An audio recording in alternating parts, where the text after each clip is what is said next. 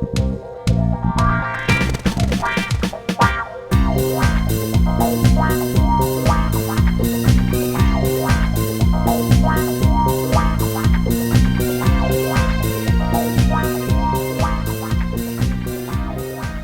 everybody, this is Heidi from Hands Occupied, and today I've got a requested video for you on how to correct missed stitches in brioche knitting. So basically I'm going to show you how to tear out brioche and re-loop the loops so that you can keep going without having to tear the whole thing out. A big thank you to Jeannie from Washington, I believe, who messaged me after watching my video on how to do brioche knitting, the stitch that you can see in this swatch. And her question was about when she would mess something up, she felt like she had to tear the whole thing out and start over again. And for a bigger piece, that's pretty frustrating and is a lot of pressure for you to do everything perfectly throughout the whole piece. So this is how to correct basic brioche knitting, and if you want to learn how to do basic brioche knitting, just check out my YouTube channel, Hands Occupied, and I've got both right and left-handed tutorials on how to do this basic brioche stitch.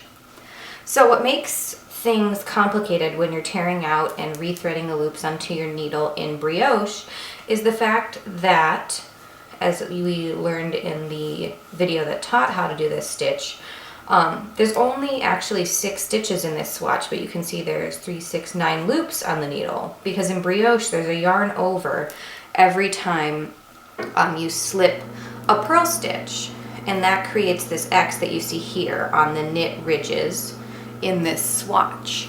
So when you tear it out, you've got to make sure to pick up those yarn overs and create the X's in the right place. So the reason I use this bulky yarn is because it's easy in this video, I hope. I think it should based on looking at the monitor. This yarn should help demonstrate what I'm talking about. So if you look at this swatch, these ridges are knit stitches. The valleys here are purl stitches, and you can even see up on the needle, there's the purl bump for the purl rows and then the X's for the knit rows.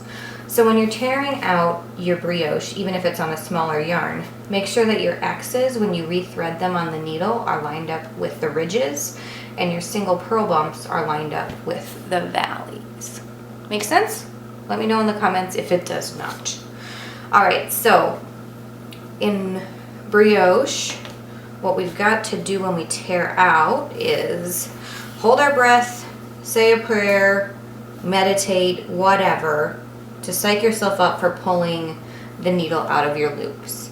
If you're using a really delicate yarn, it is harder to tear out and redo your work, but that's not unique to brioche. Anytime you're working with a really silky, slippery yarn, it's always harder to fix. But luckily I'm using this chunky wool blend yarn, and so when I pull this out, the loops should pretty much stay where they should be, which will hopefully help you guys see what I'm doing in this video. Anyway, enough rambling. Let's get to some actual knitting. Alright, so holding our breath, we pull out the needle carefully, and I like to twist it a little if it sticks, because if it's sticking you might accidentally tear out all your work.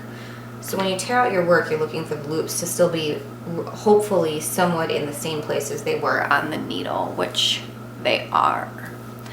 So what we do, let's say we need to tear out 2 rows to get back to where the error is. Sometimes it helps to put your thumb on like the loop where the error is.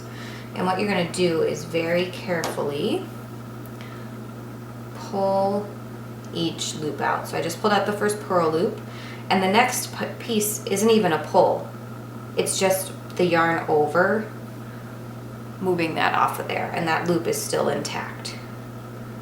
And then pulling out the purl loop and the yarn over from the knitting X, pull out the purl loop, and then the yarn over from the knitting X. Then flip our work over carefully to the other side. And I'm also demonstrating this right-handed, just FYI. If somebody really wants a left-hand version of this, let me know, and I can do that as well. So on the other side, once again, carefully pull the purl loop out of that X, pull the yarn over off the knit stitch, pull out the purl loop, pull off the yarn over, pull out the purl loop, and pull off the yarn over, and flip your work. So right now, let's say we're at the flaw in our work. So what you're going to do is take a quick look for your knit ridges, making sure that your loops are still where they should be up top. So there's a knit ridge 1, 2, and 3, and there's purl valleys 1, 2, and 3. So working right to left, so from where your working yarn is over, we first come to, in this swatch, a purl valley. And so it's a purl valley, so there's only one loop to get. Next is a knit ridge, and so we're going to need an X. And you need to pick up your 2 loops forming the X, and you need to do it back to front so your stitches lie the correct way. And now we are at a purl ridge again. And we'll pick that up. And purl bump, I should say. I said purl ridge, excuse me. Then knit ridge, back to front, getting that X. Purl valley, just 1 loop. Knit ridge, back to front, getting the X. And now if you accidentally don't thread your loops on in the right direction, let's say you forgot to do back to front, you were just trying to grab that loop so it didn't get dropped, don't worry about it. When you get to the next step that I'm about to show you, you can fix all of that. So right now, all of our loops are threaded where they should be. The flaw is gone from the work, but we're facing the wrong way on our needle. So take your other needle, assuming you're working flat, and transfer your stitches to the other needle. So that X is laying how it should be, perfect. And I use this step, by the way, just to double check that my loops are laying the right way. And so right now this purl is laying the wrong way, so I'm just going to slip it as if to knit onto this one so that it's laying the right way. This X is correct, this purl is backwards, the X is correct, and the purl is correct. So now my work is laying perfectly, and what I would do next is work a couple rows to make sure that it's laying the way you want it to, and if it's not, you can tear back and do it again. And so I'm just going to work this row real quick to double check that it's working. So yarn over, slip, knit the X, yarn over, slip, knit the X,